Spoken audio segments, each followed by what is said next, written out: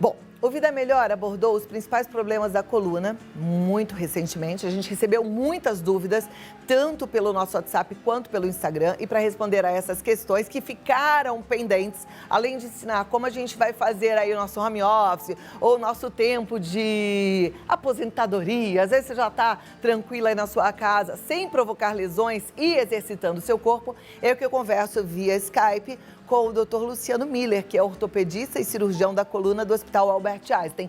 Dr. Luciano, como vai? Boa tarde, obrigada pelo seu tempo mais uma vez. Cláudia, boa tarde. Eu que agradeço por estar mais uma vez com vocês e parabéns pela abertura do dia de hoje. Foi muito bonito mesmo as suas palavras. Eu acho que palavras que incentivam num momento tão difícil e fazem a gente refletir no quem está vivendo é muito importante hoje. Parabéns. Ai, obrigada, doutor. Eu que fico muito contente porque também é um bom exemplo, né? Um médico que para suas atividades para orientar aí a população. E como ortopedista, a gente sabe que a turma acaba prejudicando a coluna por hábitos errados, né? E nesse momento é bom a gente ficar atento a tudo. Mas a minha primeira pergunta é, a tensão, o estresse pode prejudicar a nossa coluna? Ele pode, na verdade, gerar dores, né? Porque o estresse, as tensões, o que elas fazem? Elas fazem contraturas musculares, as musculaturas ficam mais tensas, ficam mais enrijecidas. E quando a gente fica com a musculatura enrijecida, é mais ou menos um exemplo, como carregar um peso. Quando começa a carregar um peso, chega uma hora que a gente começa a fadigar, começa a doer nosso braço. Isso é a mesma coisa que acontece na musculatura da cervical, da dorsal, da lombar. Quando a gente fica tenso, contrai, e essa tensão, por muito tempo, começa a fadigar a musculatura e gerar dor. Também, ao longo prazo, se você vive com tensão, o que acontece? Também vai alterando a postura. Essas contraturas musculares vão alterando a postura e gerando problemas posturais que também acabam levando a mais dores futuras. Ok. Eu fico imaginando que possa ter chegado até o seu consultório casos de pessoas com dores pelo corpo, pós-Covid, achando que é um problema ortopédico, porque tem relatos também de pessoas que continuaram com as dores no corpo pós-Covid. Eu tô certa ou não, doutor? Está super certa. Eu notei muitos pacientes pós-Covid com dores no corpo e tive relatos de pacientes que um dos sintomas principais foram dores fortes na região da coluna. Tá? Tem um trabalho bastante interessante que mostrou que dores nas costas, dores gerais no corpo, realmente tem uma relação muito importante, é um dos sintomas de Covid. É bastante frequente. E lógico, o paciente que depois teve Covid e perdeu musculatura, também pode ter uma dor por alteração da própria musculatura, por fadiga no corpo, começa a forçar e começa a gerar dores em todo o nosso corpo. Tá joia. Hoje a gente vai falar um pouquinho sobre como cuidar do nosso corpo, dos exercícios em casa, sem causar lesões, né? Mas eu, antes de passar para esse assunto, eu quero saber, assim, uma pessoa que está com dores pelo corpo, ela deve fazer exercícios, mesmo que leves, ou é melhor ela evitar exercício? Então, geralmente, primeiro, a gente tem que entender qual é a causa dessa dor. Isso é extremamente fundamental. Porque a dor na coluna é muito frequente. Se a gente pegar hoje em São Paulo, no Brasil, levantar a mão, uma em cada 10 pessoas está com algum tipo de dor nas costas. Tá? Então a dor é bastante frequente. Por isso, tem alguns sinais importantes que têm que ser avaliados para ver se essa dor pode ser uma causa um pouco mais séria. Por exemplo, perda de peso com dor, irradiação para a perna, para o braço, pode ser uma compressão, trauma, uma história de tumor, uma história de osteoporose, e assim tem outras características da dor que tem que ser bem avaliadas, que podem ter uma origem de uma dor um pouquinho mais séria, tá? Isso um especialista consegue avaliar com bastante clareza. Mas vamos tirar tudo isso e vamos falar das dores tensionais, as dores musculares. O exercício físico, ele ajuda sim no combate dessa dor. E qual que é o limite? O limite, muitas vezes, é na medida que você não sinta dor ou essa dor não piore com a prática de exercício. Então, o conselho é fazer exercícios de pouquinho em pouquinho, aumentando. E, se possível, tiver uma orientação, daí sim é o ideal. Perfeito. Tem muita gente trabalhando de casa e quando a gente trabalha em casa, a gente tem alguns hábitos, né? Tem muita gente que faz direitinho, coloca o computador em cima da mesa, puxa a cadeira, senta na postura correta, mas muita gente acaba pegando o computador em cima do colo, no sofá, às vezes deitado na cama. Essas más posturas, elas podem prejudicar a nossa coluna? Sim, pode prejudicar, por quê? Porque uma má postura começa a forçar áreas do corpo. Por exemplo, você sentar na beira da cama sem um apoio para as costas, você começa a colocar muita pressão na sua coluna, nos discos, nas articulações da coluna, e isso pode, com o tempo, ir causando dores. Também uma posição inadequada, você começa a contraturar, a forçar uma musculatura do lado esquerdo mais que o direito, começa a acontecer desequilíbrios musculares, e isso vai gerando dor, e vai piorando essa dor. Então, o conselho, trabalhar de home office é uma realidade hoje, mas procure uma cadeira que tenha apoio, uma altura dessa cadeira adequada, que tenha... qual é a altura adequada? Como escolher uma altura adequada? Que você, quando você senta nessa cadeira, o ângulo do seu corpo, do seu tronco, com a coxa é 90 graus, e o joelho, o ângulo do joelho, com a sua perna também 90 graus. Uma cadeira que se consiga apoiar seus pés totalmente no chão. Não fica nem levantado e nem muito solto, tem que ir muito baixa a cadeira. Isso é o ideal. Tem que ficar atento mesmo, né? E para quem fica no sofá o dia inteiro, eu olhei esse sofá aqui, que ele é mais fundinho, aí eu já pensei, eu sou baixinha, se eu fosse sentar nesse sofá para ficar 90 graus, eu teria que ficar aqui assim, eu não encostaria, ó. Para encostar, ó como é que eu faço, deixa eu ver se a câmera vem um pouquinho mais para cá, aqui, ó. Aí eu fico assim. Esse jeito assim de ver televisão não é legal, né? Não é o ideal, assim, mas se você estiver relaxado, daí vai pegar um pouquinho mais o cervical, você vai fletir bastante a cervical. Então, a maneira certa de sentar. Duas dicas. Então, Cláudia, como você está no sofá, se possível, colocar essas almofadas atrás para deixar um pouquinho mais reta a sua posição. E aonde te deve sentar na a posição de sentar. Coloque as duas mãos embaixo no glúteo e se você apertar o glúteo, tem aqueles dois ossinhos, chamado isquio. O ideal é tentar sempre sentar nesses ossinhos. Aí a posição correta. Sentado em cima do isquio e você coloca o dedo assim, aonde está o isquio, que é o ossinho que fica mais saliente na região do glúteo. Perfeito. Vou dar um tempo aí para você que está em casa fazer esse teste. Senta aí no sofá. E quem mandou a pergunta, segura. A gente já tem várias perguntas. Já o doutor Luciano responde. Quem não mandou, dá tempo no 11 9 50 45 18 40. Me dá 2 minutinhos, doutor, e eu volto? Então, até já. Agora é o seguinte, vamos lá. Vamos continuar aqui com o Dr. Luciano Miller, vamos continuar aprendendo sobre o funcionamento do nosso corpo e respondendo agora as perguntas que já chegaram via WhatsApp. E elas vão aparecer aqui no nosso vídeo. Cadê o Dr. Luciano? Tá aí? Tá? Tá conectado? Estou aqui. Está aí. Que bom, então. Estou aqui, estou conectado. A gente já tem algumas perguntas, doutor, e eu já vou passar e vou aproveitar para convidar as pessoas que não mandaram ainda para mandarem também, no 11 9 50 45 18 40, tá? A primeira é, com 60 anos, ainda é possível corrigir a postura? Sim, sempre é possível melhorarmos nosso corpo, independente da idade, mais jovem, com 50, 60, 70, 80 anos, sempre é possível a gente melhorar. O exercício físico apenas tem que ser feito de acordo com a nossa idade, com os problemas a mais que a idade vai aparecendo, como osteoporose, algumas doenças, hipertensão, tudo.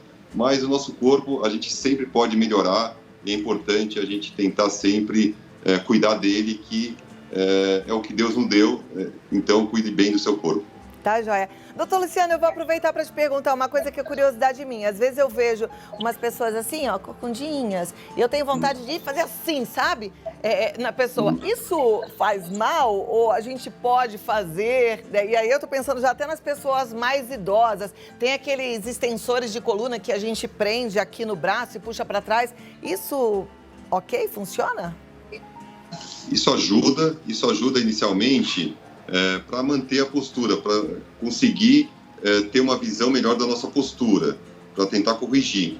Mas só ele, sozinho, não é suficiente. Por quê? Porque ele não vai trabalhar a musculatura. O importante é a gente também fortalecer a nossa musculatura. Mas esses esses apoios, esses tensores, eles ajudam sim a ter uma lembrança da postura correta. Agora, como você falou, se uma pessoa jovem você fazer estalar, tem menos problema. Agora, uma pessoa de mais idade pode ter já uma osteoporose, pode ter alguma artrose, e esses estalos podem até piorar a dor, ou piorar ou causar dor na coluna. Tá, mas pode acontecer da pessoa que ficou assim durante muito tempo não conseguir mais colocar a coluna dela no lugar? Ela tá assim com a coluna meio que travada? Pode, principalmente porque a coluna, a gente tem que avaliar se uma postura é só muscular, é só musculatura realmente que está encurtada, ou também se tem alguma alteração óssea já, se tem alguma fusão óssea, se tem alguma osteoporose, por exemplo, um colabamento da vértebra, isso vai perdendo altura e isso daí já é mais difícil de reduzir. Agora, quando é muscular, a gente consegue melhorar. Por isso, começar o quanto antes e pensar o quanto antes numa boa postura. Tá, ok.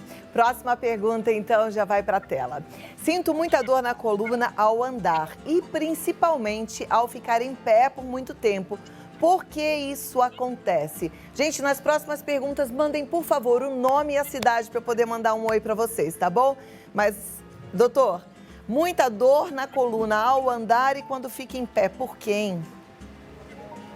Isso é uma excelente pergunta. Então, vamos dividir a pergunta em duas partes. Pode ser tanto do disco da coluna, tá? Que é a parte da frente. A gente sabe que entre as vértebras a gente tem o disco intervertebral, que o disco ele é um amortecedor da coluna e ele pode causar hernia de disco, rupturas pequenas, degenerações nesse disco, então ele fica um pouco mais frágil. Quando a gente coloca pressão nesse disco, quando a gente fica em pé, ele pressiona essa região, essa almofadinha, e daí pode gerar dor, pode causar uma inflamação e gerar dor. Isso é bastante comum. Mas também a gente não pode esquecer a parte de trás da coluna, que tem o que a gente chama das facetas articulares, das articulações da coluna, que são articulações como a do joelho, como a do quadril. E a articulação nada mais é que ela é recoberta por cartilagem. Essa cartilagem serve para ajudar a deslizar uma articulação na outra e também para evitar dor. Por quê? A cartilagem é como se fosse o esmalte do dente, ele protege, uma capa protetora. Quando, a uma certa idade, algumas pessoas podem começar a perder essa capa protetora, essa cartilagem, e embaixo dela tem osso, e o osso tem nervo, então essa pressão começa a causar dor. E quando a gente fica em pé e começa a andar, começa a atritar, tem atrito, movimentação dessa articulação, e nos pacientes, então, que tem um pouco de desgaste dessa articulação, chamado artrose, esse desgaste pode levar a dores na movimentação, ou quando a gente fica muito de pé, que a gente pressiona mais essa articulação. Ok. Vamos lá para a próxima pergunta.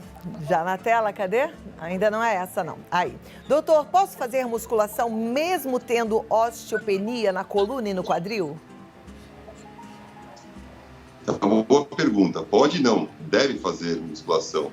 Porque a gente pensar, a gente tem 3 fases da perda de cálcio dentro da vértebra. O osso normal, aquela vértebra normal, a osteopenia, que já começa a perder esse cálcio, começa a ter, essa vértebra começa a ficar um pouquinho mais fraca, e tem a osteoporose, daí sim, quando já perdeu bastante essas trabéculas de cálcio dentro dessas vértebras. Na osteopenia, um dos tratamentos, uma das orientações médicas é fazer atividade física para fortalecer essa parte óssea. Por quê? Porque o osso, o músculo, o tendão insere no osso. Então, quando a gente faz atividade física, musculação, a gente traciona esses ossos.